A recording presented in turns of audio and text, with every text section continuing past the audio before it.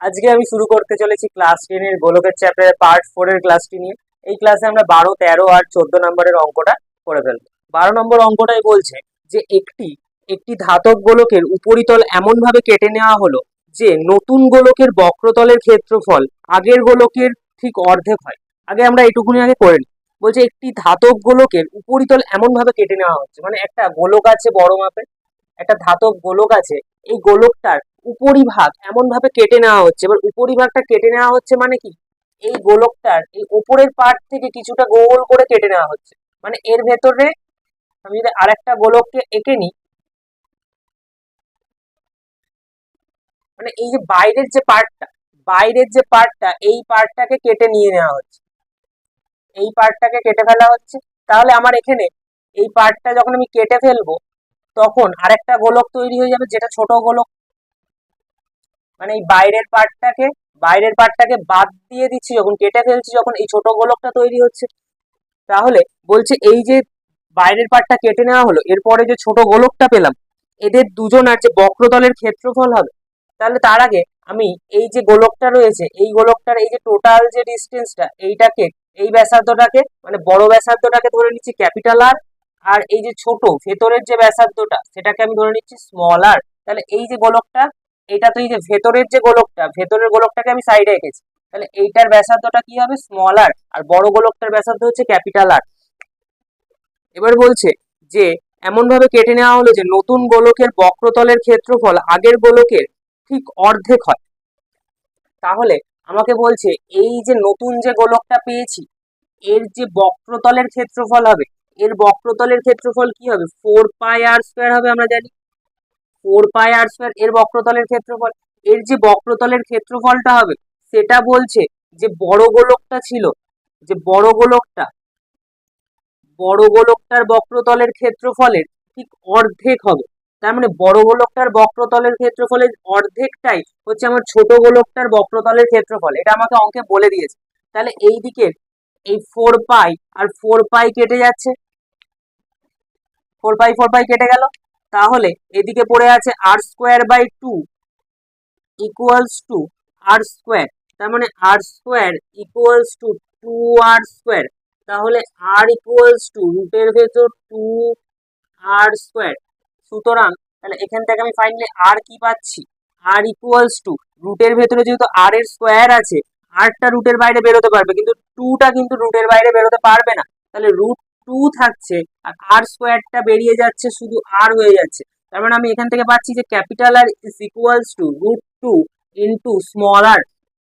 আর এখানটা আমি যে 4π আর 4π কেটে দিলাম, ইকুয়ালের যদি মিডিলে ইকুয়াল থাকে তাহলে সেম লেভেলে কাটা যায়। মানে এই দিকের ওপরেরটা আর এই দিকের ওপরেরটা, এই দিকের নিচেরটা কাটা যায়। কারণ কি, আমি যদি 4πটাকে এদিকে নিয়ে যেতাম তাহলে এটাই 4πr² এর নিচেই তো চলে যেত, দিয়ে 4π কাটতো। তাই ইকুয়াল যদি মিডিলে থাকে আমি দুদিকের সেম লেভেলে, মানে দুদিকেরই ওপরে কাটাকুটি করতে পারবো যদি কাটাকুটি করা যায়, আর দুদিকেরই নিচে কাটাকুটি করতে পারবো। তাহলে এখানে আমরা একটা সম্পর্ক পেলাম যে ক্যাপিটাল আর আমার ইকুয়ালস টু হবে √2 ইন্টু স্মল আর। এবার বলছে যে কেটে নেওয়া অংশের আয়তনের সঙ্গে অবশিষ্ট গোলকের আয়তনের অনুপাত। তার মানে কি, এটা আমার অবশিষ্ট গোলক, তো এটা আমার হচ্ছে অবশিষ্ট গোলক, এটা অবশিষ্ট গোলকটা। বলছে এই অবশিষ্ট গোলকের সাথে এই কেটে নেওয়া যে অংশটা, মানে শুধু এই যে লেয়ারটা কেটে নিয়েছি, এই লেয়ারটার আয়তনের অনুপাত বার করতে বলেছে। তাহলে অবশিষ্ট গোলক যেটা আছে, তাহলে আমি এটা এখানে লিখে রাখছি যে r equals to √2 into r, এটা পেয়েছি। আর এই পার্টটা মুছে দিচ্ছি।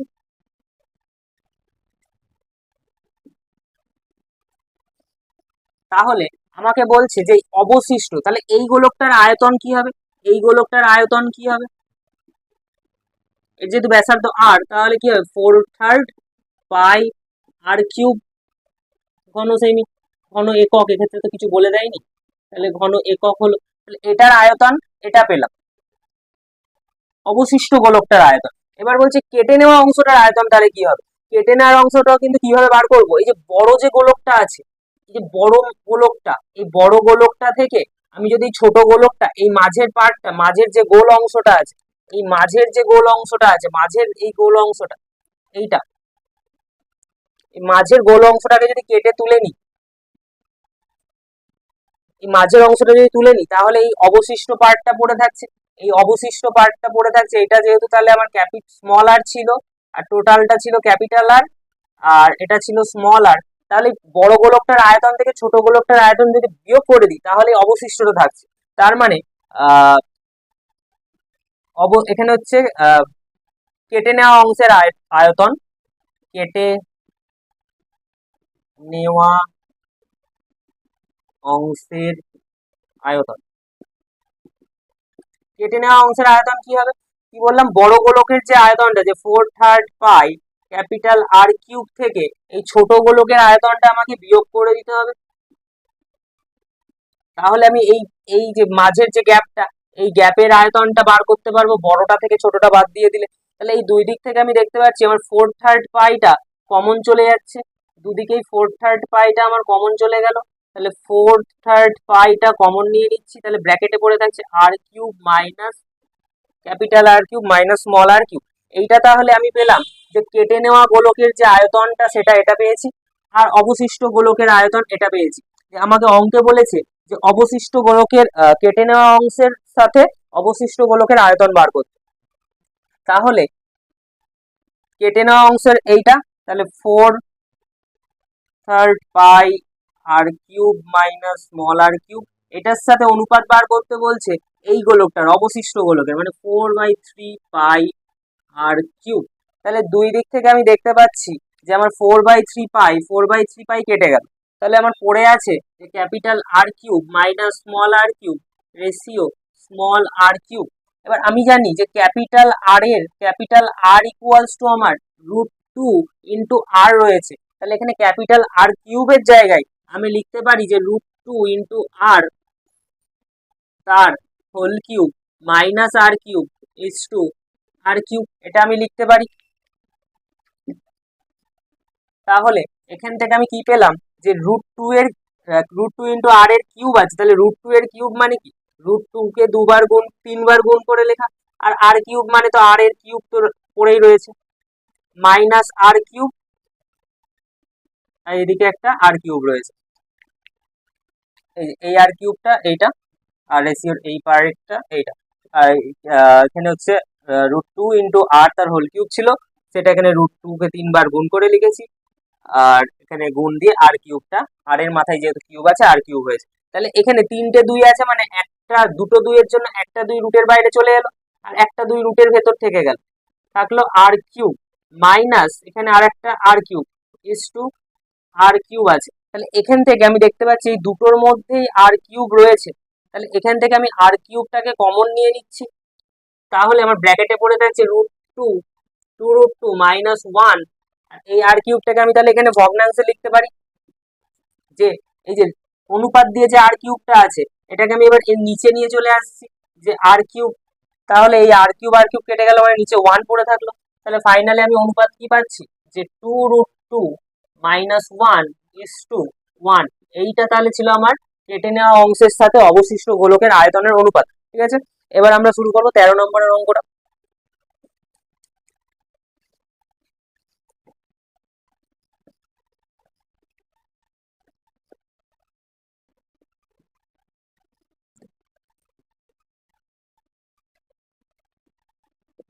13টাই বলছে যে 14 সেমি ব্যাসের দৈর্ঘ্যের ব্যাসার্ধ বিশিষ্ট একটি ভূগোলকের অক্ষটির বক্রতলে 0.7 সেমি দৈর্ঘ্যের ব্যাসার্ধ বিশিষ্ট দুটি বৃত্তাকার ছিদ্র করা হয়েছে। তাহলে যে একটা গোলক আছে, যার ব্যাসার্ধের দৈর্ঘ্য 14 সেন্টিমিটার। এবার বলছে এই যে গোলকটা, এই গোলকের গায়ে 0.7 সেমি দৈর্ঘ্যের ব্যাসার্ধ বিশিষ্ট দুটি বৃত্তাকার ছিদ্র আছে, মানে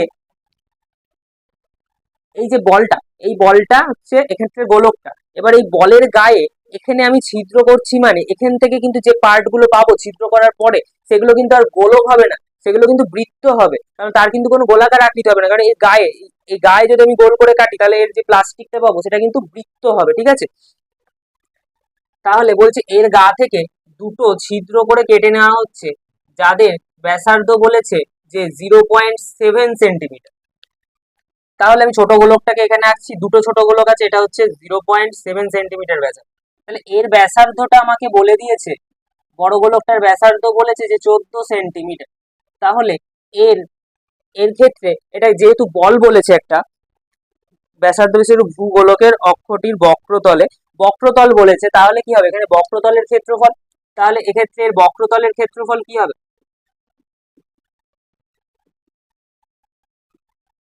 এর বক্রতলের ক্ষেত্রফল হচ্ছে 4 পাই আর স্কোয়ার, মানে 4 ইন্টু 22/7 ইন্টু আর স্কোয়ারের জায়গায় আমি লিখবো 14 মাল্টিপ্লাই 14। তাহলে 7 2 14 গেল, 14 দুগুণে 28, 22 দুগুণে 88। তাহলে 28, 88 আর 28 গুণ করি, 8টা 64 4, আর থাকলো 6, 8টা 64 আর 6 70, 70 হাতে থাকলো 8টা 64 4, হাতে থাকলো 6, 8টা 64 আর 6 70, 8 দুগুণে 16 6, হাতে থাকলো 1, 8 দুগুণে 16 আর 17। তাহলে এখানে 4 6 4 2 2464 হচ্ছে। তাহলে আমার এই বড় গোলক যেটা ছিল তার বক্রতলের ক্ষেত্রফল 2464 বর্গ সেন্টিমিটার। এবার বলছে এই গোলকটা থেকে যে এই ব্যাসার্ধের মাপের দুটো, এই যে ছোট গোলক রয়েছে তার ব্যাসার্ধ হচ্ছে, এটার ব্যাসার্ধ হচ্ছে আমার 0.7 সেন্টিমিটার বলেছে আমাকে।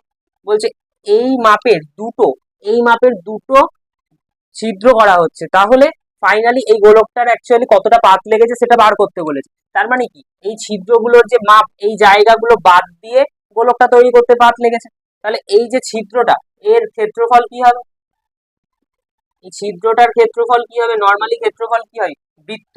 এক্ষেত্রে এটা কি বৃত্ত, যেহেতু বলটার গা থেকে তুলে নিচ্ছে, তাহলে এক্ষেত্রে নর্মালি বৃত্তের ক্ষেত্রফলের সূত্র পাই আর স্কোয়ার হয়, কিন্তু এখানে দুটো ছিদ্র আছে তাই 2 ইন্টু পাই আর স্কোয়ার করছি। তাহলে 2 ইন্টু 22/7 ইন্টু আর স্কোয়ারের জায়গায় আমি লিখবো 0.7 ইন্টু 0.7। এবার এখানে পয়েন্ট তুললে 10 আসে, এখানে পয়েন্ট তুললে 10 আসে, 7 আর 7 কেটে গেল, নিচে 100 আছে থাক। এখানে 7 আর 22 গুণ করলে, 7 আর 22 গুণ করলে হবে 154, 154 আর 2 গুণ করলে হবে 308, 308। এবার নিচে যেহেতু 100 আছে, 2 ঘর আগে দশমিক বসলো, বর্গ সেমি।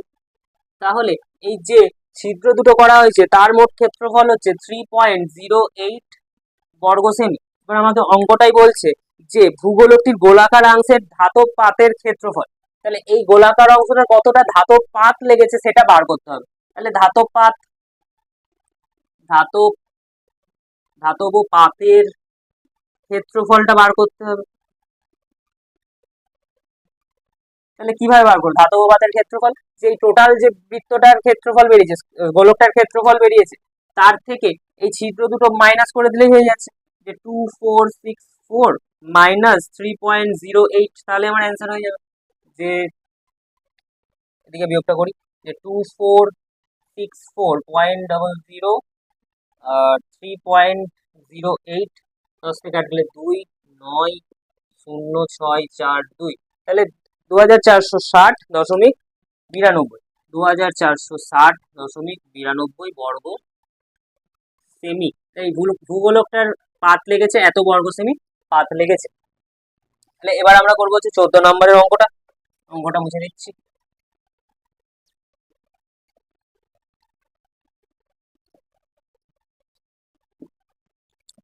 14 অঙ্কটাই বলছে যে 8 সেমি দৈর্ঘ্যের ব্যাসার্ধের একটি নিরেট লোহার গোলক গলিয়ে 1 সেমি দৈর্ঘ্যের ব্যাসার্ধের কটি নিরেট গোলক তৈরি করা যাবে। বলছে একটা নিরেট গোলক আছে যার ব্যাসার্ধের মাপ 8 সেন্টিমিটার, এটার ব্যাসার্ধ বলে দিয়েছে 8 সেন্টিমিটার। তাহলে বলছে এই গোলকটাকে গলিয়ে 1 সেন্টিমিটার দৈর্ঘ্যের কতগুলো ছোট গোলক তৈরি করা যাবে। তার মানে আমার ছোট গোলক আছে যেটার ব্যাসার্ধ বলছে 1 সেন্টিমিটার, এটার বলছে ব্যাসার্ধ 1 সেন্টিমিটার। ওকে, এবার বলছে এই মাপের ছোট গোলক এর ভেতর থেকে কতগুলো বার করা যাবে, মানে এর ভেতর থেকে এই ছোট গোলক কতগুলো বেরোবে এরকম ভাবে। তাহলে কি করতে হবে, এর যে আয়তন হবে তাকে এর আয়তন দিয়ে ভাগ করে দিতে হবে, তাহলে আমার গোলকের সংখ্যা বেরিয়ে যাবে। তাহলে এই গোলকটার আয়তন কি হবে? এই গোলকটার আয়তন হবে 4/3 পাই আর কিউব। এবার আর কিউবের জায়গায় আমি কি করব, এখানে পায়ের ভ্যালুটা বসাচ্ছি না, কারণটা পরে বুঝতে পারবে। আর কিউবের জায়গায় হবে 8 কিউব ঘন সেমি। এটা এই গোলকটার আয়তন। এটার আয়তন তাহলে কি হবে? এটার আয়তন সেম, যে 4/3 পাই আর কিউবের জায়গায় হবে 1 কিউব। ঘন সেমি। তাহলে বলছে গোলকের সংখ্যা বার করতে, তাহলে গোলকের সংখ্যা, ছোট গোলকের সংখ্যা, ছোট গোলকের সংখ্যা। কি বললাম, ছোট গোলকের সংখ্যাটা কিভাবে বেরোবে? এই ছোট গোলকের আয়তনকে দিয়ে বড় গোলকটার আয়তনকে ভাগ করতে হবে। তাহলে বড় গোলকটার আয়তন আমার বেরিয়েছে যে 4/3 8 কিউব, আর নিচে আছে ছোট গোলকের আয়তন 4/3 1 এর কিউব। তাহলে 4/3 কেটে গেল, এই জন্য কিন্তু আমি এখানে পায়ের ভ্যালুটা প্রথমে বসাই। তাহলে নিচে 1 কিউব আছে মানে 1 মাথায় যাই থাকুক না কেন সবসময় ভ্যালু কিন্তু একই হয়। তাহলে নিচে 1 লেখার আর দরকার নেই। 8 কিউব মানে কত হয়? 8 8 64, 8 64 গুণ করলে 512 হয়। তাহলে 512 মানে 8 কিউব কিন্তু 512। তার মানে এই বড় গোলকটাকে গলিয়ে ছোট গোলক থেকে মোট 512টি ছোট ছোট গোলক কিন্তু বেরোবে। আজকের ভিডিও এই পর্যন্তই ছিল। তাহলে আমাদের গোলকের চ্যাপ্টারের বড় অঙ্কগুলো শেষ হয়ে গেল। নেক্সট ভিডিওতে আমরা গোলকের চ্যাপ্টারের এমসিকিউ আর এসিকিউ গুলো করে ফেলবো।